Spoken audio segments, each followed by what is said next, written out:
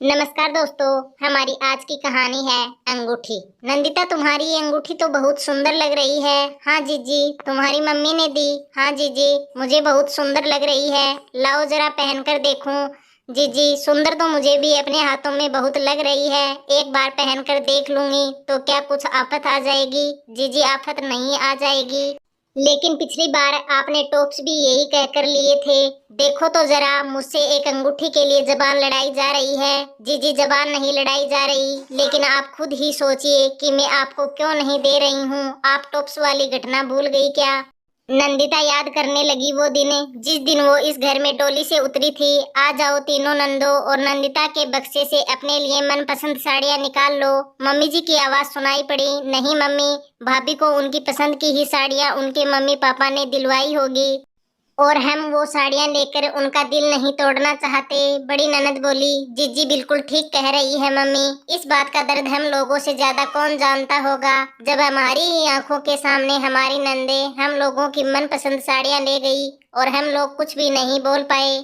सबसे छोटी ननद बोली। अच्छा तो मुझे भी नहीं लगता, लेकिन पता नहीं क्यों यह रिवाज बनाई गई। निहारिका के शब्दों में अफसोस झलक रहा था। नंदिता को अपनी सासू माँ और नंदों की बातों से बहुत सुकून पहुंचा। मैं तो ये नेक अपना बिल्कुल भी नहीं छोड़ूंगी। लेकिन तभी सीमा झट से उठ खड़ी हुई और हाथ नचाते हुए बोली, और जो सबसे खूबसूरत साड़ी थी उस बक्से में उसे निकाल लिया। नंदिता आह भरकर रह गई, क्योंकि ये साड़ी खास मम्मी उसके लिए अपने मायके बनारस से लाई थी। कोई बात नहीं, चलो मम्मी से कहकर ऐसी दूसरी साड़ी मंगवा लूंगी। यह सोचकर नंदिता ने मन में संतोष कर लिया। दूसरे दिन नंदिता उत्कर्ष के साथ हनीमून पर निकल गई। जब लौटकर घर वापस आई तो सभी मेहमान जा चुके थे। घर पर रह गई मम्मी और सीमा दीदी। और सीमा दीदी जो शायद इस घर से कभी नहीं जाएगी, क्योंकि पापा ने बताया था कि एक ननद तुम्हारी ससुराल छोड़कर यहीं पर रहती है, तो फिर मैं नहीं ब्याहूंगी उस घर में अपनी नंदिता को। मम्मी शायद अपनी बिटिया के आने वाले जीवन से चिंतित हो उठी।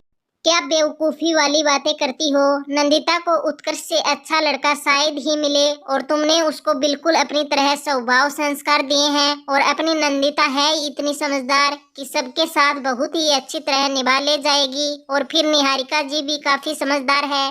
पापा ने मम्मी को आश्वस्त किया। हाँ, ये बात तो है कि अपनी नंदिता में स्वभाव संस्कार तो कूट कूट कर भरे हैं। मम्मी आश्वस्त हो गई और नंदिता इस घर की बहू बनकर आ गई। नंदिता को कोई आपत्ति भी नहीं थी सीमा दीदी से। निहारिका जी तो किसी बात को लेकर टोका टाकी नहीं करती, लेकिन सीमा दीदी बिना वजह उसके हर काम में मिन मेख निकाला करती। फिर भी नंदिता उनकी हर बात को बहुत ही प्यार से स्वीकार कर लेती। आखिर है तो मुझसे बड़ी ही। धीरे धीरे नंदिता को मम्मी की बातों से महसूस होने लगा कि सीमा जीजी के इसी स्वभाव के कारण उनके ससुराल में पति और सास से पटरी नहीं खाई। सीमा जीजी सभी को अपने नियंत्रण में रखना चाहती थी और वो इस बात को लेकर समझौता नहीं कर पाए, जबकि बड़ी और छोटी दीदी अपने ससुराल में बहुत सुखी थी। और बड़ी जीजी ने ही सीमा जीजी की शादी अपने मौसेरे देवर से करवाई थी, इसलिए बड़ी जीजी को भी बहुत कुछ सुनना पड़ा, क्योंकि उन लोगों ने बड़ी जीजी के स्वभाव से खुश होकर सीमा जीजी को अपनी बहू बनाने की इच्छा जताई थी। लेकिन सीमा जीजी तो बिल्कुल बड़ी जीजी की उलट, और एक बार सीमा जीजी यहाँ आई तो फिर दोबारा गई ही नहीं। मम्मी पापा ने बहुत समझाया, लेकिन सीमा जीजी यह बोली कि मैं किसी के दबाव में नहीं रह सकती। अगर वो लोग मुझे आजाद रहने दे तो मैं ससुराल जाऊंगी, अन्यथा नहीं। और जिद पर अड़ गई। तब से सीमा जीजी मायके की ही होकर रह गई। लेकिन नंदिता तब बहुत दुखी हो जाती जब वो अपना कोई भी मनपसंद सामान लाती। सीमा किसी न किसी बहाने उससे ले लेती, यहाँ तक कि मायके से भी कुछ मिलता तो उस पर भी अधिकार जताने में पीछे नहीं हटती। नंदिता ने उसका भी काट निकाला और हर सामान दो दो लाने लगी। बस थोड़ा सा ही फेर बदल होता रंग रूप में, लेकिन जो सामान नंदिता अपनी पसंद का लाती उन्हें वही पसंद आ जाता। पिछली बार जब नंदिता मायके गई तो मम्मी ने उसके मनपसंद बहुत सुंदर टॉप्स बनवाए। वो पहनकर जैसे ही नंदिता घर आई तो सीमा की निगाहें उस पर अटक गई, और जब तक नंदिता से उतरवाकर पहन नहीं लिए तब तक उसके पीछे ही पड़ी रही। नंदिता, मुझे ये बहुत सुंदर लग रहे हैं, तुम अपनी मम्मी से कहकर दूसरे बनवा लो। नंदिता का इतना सुनते ही एकदम से चेहरा उतर गया। जीजी जिस कारीगर ने ये बनाए थे अब तो वो इस दुनिया में भी नहीं है। नंदिता दुखी होकर बोली, तो कोई बात नहीं, इन्हें मेरे पास ही रखे रहने दो, जब तुम्हारा मन हो तो मांग कर पहन लेना।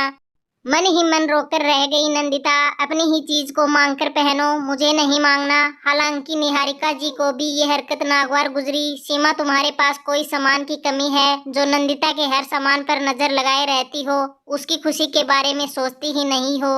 क्यों, आपको क्यों बुरा लगता है तो मेरी भाभी ही ना, क्या मैं उनका सामान नहीं ले सकती? और उन्होंने मम्मी जी को भी दो टूक सुना दिया। दोनों बहनें भी सीमा को बहुत समझाती, लेकिन सीमा किसी की बातों पर ध्यान ही नहीं देती। देखो बेटा नंदिता, मुझे कहना तो नहीं चाहिए, लेकिन मेरी तो सीमा सुनने से रही। तुमको ही इस बात का कोई हल निकालना होगा। मैंने देखा है कि वो तुम्हारी सिद्धाई का गलत फायदा उठा रही है।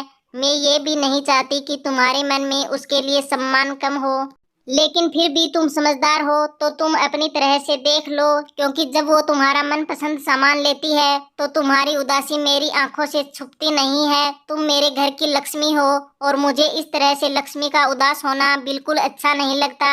मैं मजबूर हूँ बेटा, लेकिन तुम नहीं।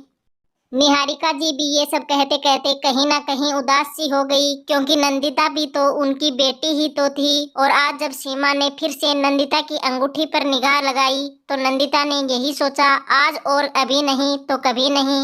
जीजी, ये अंगूठी मेरी मम्मी की है और उन्होंने ये अंगूठी मुझे निशानी के तौर पर दी है, और मैं ये अंगूठी आपको बिल्कुल भी नहीं दे सकती। जीजी, मुझे भी अपना शौक पूरा करने का पूरा पूरा हक है। अगर आपको भी ऐसी अंगूठी पहनने का इतना ही शौक है तो ऐसी ही अंगूठी आप भी अपने लिए बनवा लीजिए। ईश्वर की कृपा से आपके भैया बनवाने में सक्षम है और मैं बिल्कुल भी मना करने से रही। आज नंदिता ने बड़ी शालीनता के साथ अपनी बात को रख दिया।